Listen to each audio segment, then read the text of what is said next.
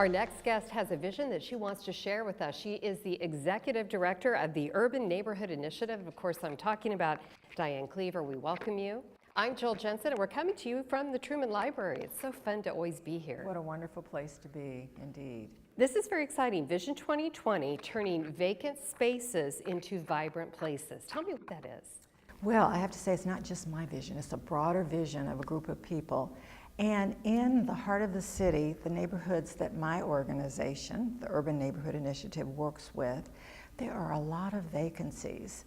And it's a real challenge to those neighborhood organizations because they've got active neighborhood associations that are really working on turning their neighborhoods around.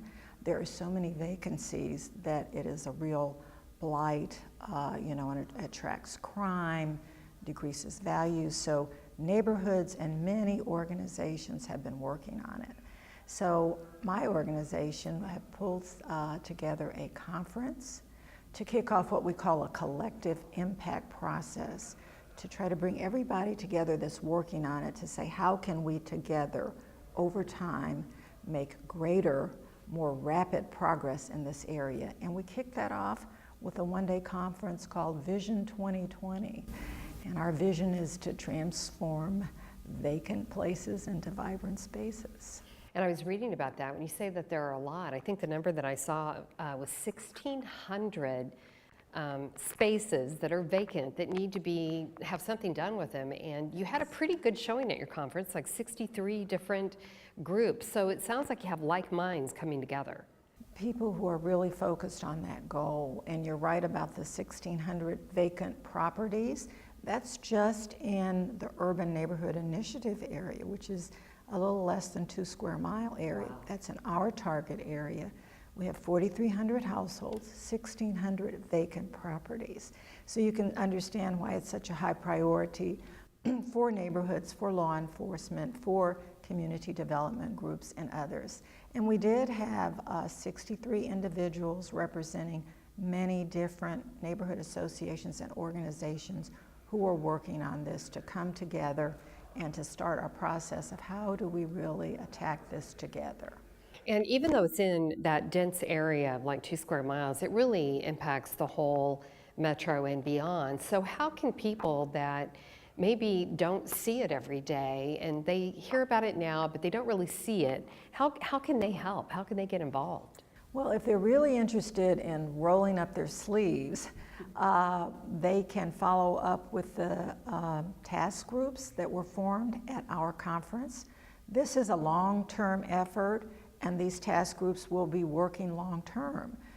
For example, one is focused on funding. How do you get the different kind of funding that you need to, either tear down a house that's really dangerous, or rehab a house that is rehabable, or clean up a lot that's vacant and transform it into a garden or something. So funding was one group, and another was getting clear title to these properties, because that's a huge. So we have different work groups that will work together, and we welcome those who really, want to work on this over time. And where should they go? They can contact our office at the Urban Neighborhood Initiative.